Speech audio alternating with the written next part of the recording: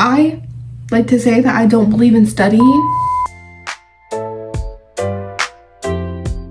I just finished semester 1 with like all A's and 1B that was like an 85%. I'm going to show you guys how I get good grades without trying that hard, because honestly I'm someone who kind of hates school. This video is going to be split into 4 different sections. The first section is how to balance your energy, and then the second section is how to take advantage of your notes and assignments. Section 3 is how to get high test scores, and section 4 is how being social can improve your grades. Number 1 is that if you lock in at school, you don't have to do any work at home. This is a good way to practice not overworking yourself, and also it's motivation to actually pay attention during class and do your work, because you won't have to worry about it later. If you're someone who's used to like slacking off in class and then just catching them at home, it's like a hard switch to make, because that used to be how I did things. But now that I don't do stuff at home and I'm only doing stuff at school, I actually get my work done way quicker and I get way more work done on time. And also paying attention in class is gonna help you actually learn the subjects,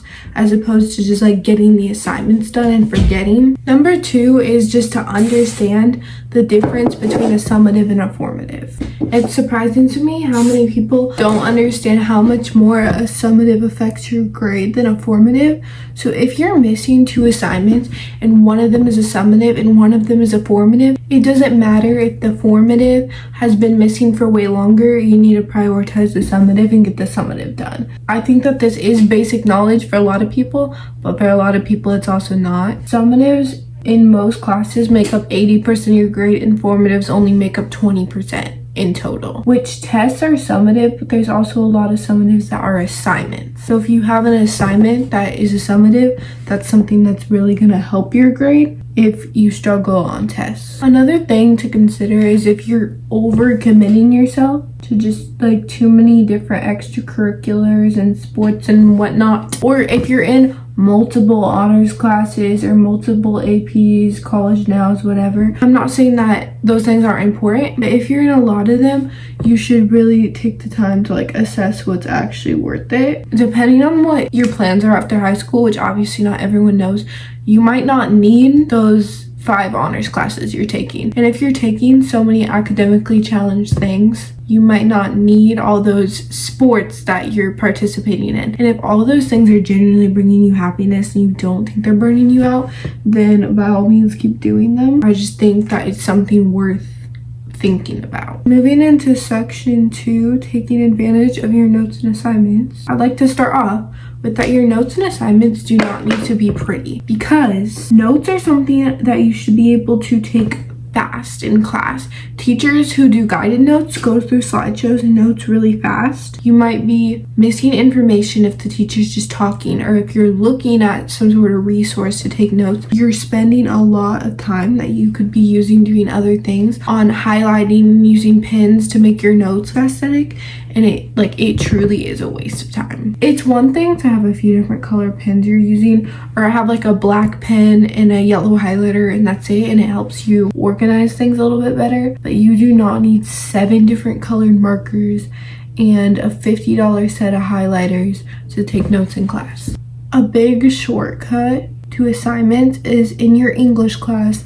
If you have to read a book for homework, which if you're in honors or AP class, you definitely have to read a book for homework, just look up the chapter summaries. I'm not saying to look up things when you're writing an essay or to use ChatGPT for quotes, because that's stupid. Do not do that. You will get caught. But if you just have a class discussion about what happened, or you're just expected to read it so that you're like ready for the summative when it comes around, you can just look up chapter summaries and you'll know pretty much the entire plot of the book, and you'll understand the character development without actually having to spend the time reading it. Okay, the next thing I need an example for. The next tip is to stay within a grading rubric.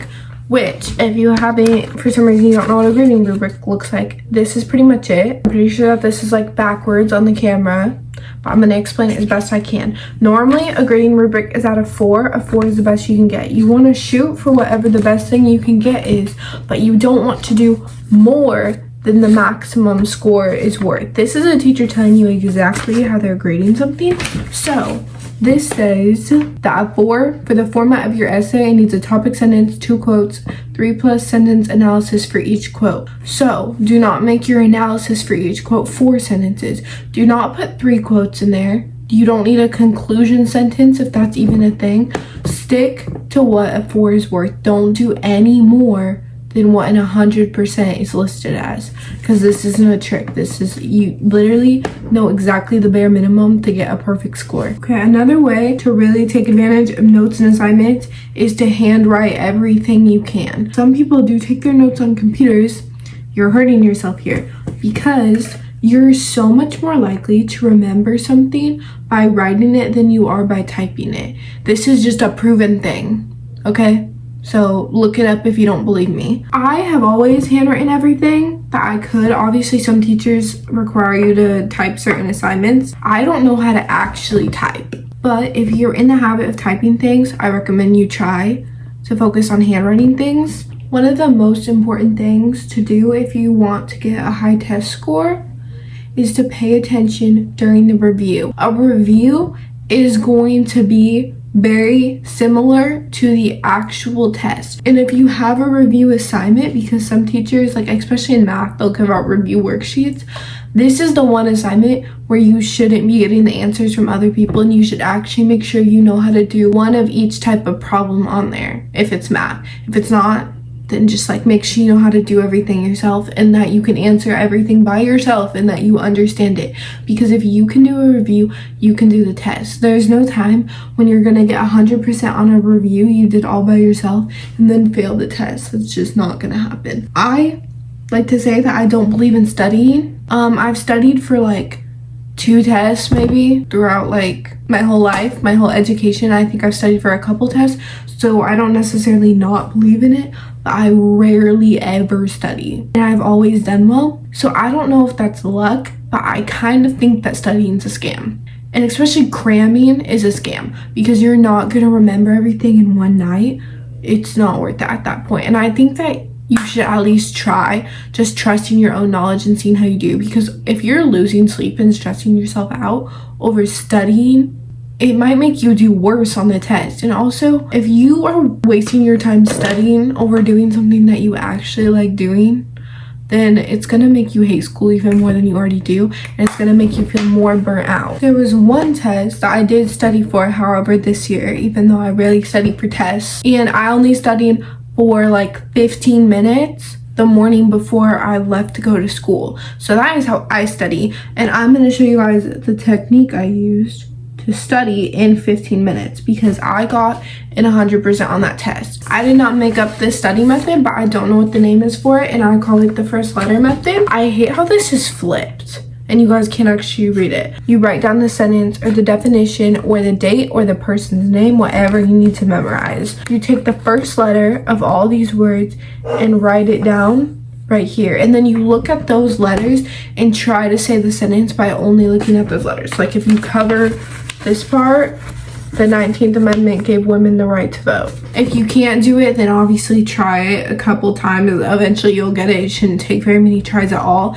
And then you should just be able to move the paper, not look at it, and just say the sentence out loud. And now that should be memorized for at least like 48 hours. That is literally the quickest way to study ever. And you can memorize so many definitions so fast by doing that. Usually, before you take a test, there's like 5 minutes before the teacher hands out the test while you're already in class. So utilize those 5 minutes to just scan through your notes on whatever unit or topic you're taking the test on. You never know, because you might find something while you're scanning through those notes that you'll be very grateful you found while you're taking the test, because that has happened to me multiple times where I'm like, I'm so glad I just actually read through a couple pages right before we took this test, because I just saw the exact answer to this exact question, and otherwise I wouldn't have known. So just do it, because it might help you, and it takes actually no effort at all. You're just going to be sitting there for 2 minutes waiting for the teacher to hand out the test, so you might as well look at your notes. While you're taking a test, you should literally never be leaving a short answer question blank.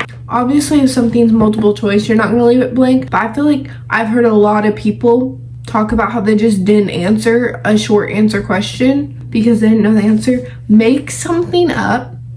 I can't tell you how many times I've literally just used words from the question and from questions around it and made up something, and then I ended up getting partial credit. I've never got full credit doing that, but a lot of teachers give multiple points to a singular question, so you'll get like 2 out of 4 points for just like restating parts of some random questions you find on the test. But honestly, you should never be leaving anything blank on the test, in case that wasn't clear. I just feel like most people know that, besides when it comes to short answers. These next tips are how being social will affect your grade, and I feel like no one in any academic videos talks about this at all, but I think that these are actually way more important than people think. So the first one is to be respectful to your teachers.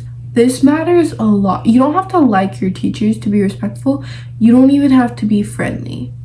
You just need to not cause problems in their class, and don't say anything that's like obviously offensive and rude to the people who are in control of your grade. Obviously, they can't fail you if you're getting A's on everything, but if your teacher likes you, they will help you on assignments, and especially when it comes to things like English, PE, history, where there's not just like always one correct answer. If your teacher likes you, that's gonna affect how they grade you. But also, if you just need help, like if you need extra credit assignment, or you need to come and do a test retake, or you need help studying for something, if your teacher likes you, they're a lot more likely to help you than if you're annoying. Literally just don't cause problems. That's all I'm saying. The next one is to share your answers. If you're just willing to share your answers with other people, they'll share your answers with you. Everyone should just be able to help everyone on collaborative assignments. Unless the person's literally your op, then obviously don't share answers with them because you have other problems. But I don't care if you don't know them super well, just share your answers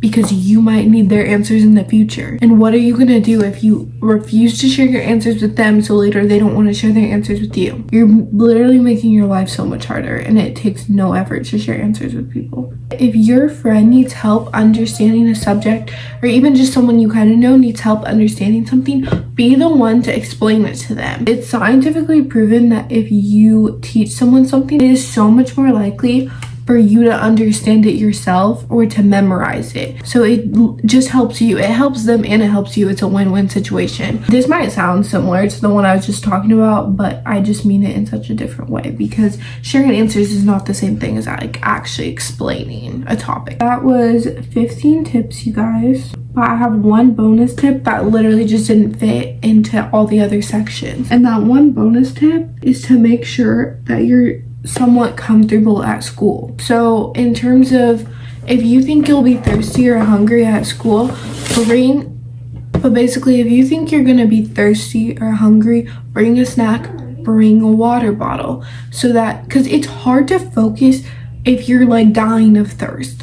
And if it's 20 degrees outside, maybe that's not the day to wear a tank top. This is like a very different style of content for me. If you like that video, you should like the video. There's also a new thing on YouTube called Hype Points, so you should hype the video. And yeah, you should subscribe. Thank you so much for watching till the end of the video. I appreciate it so much.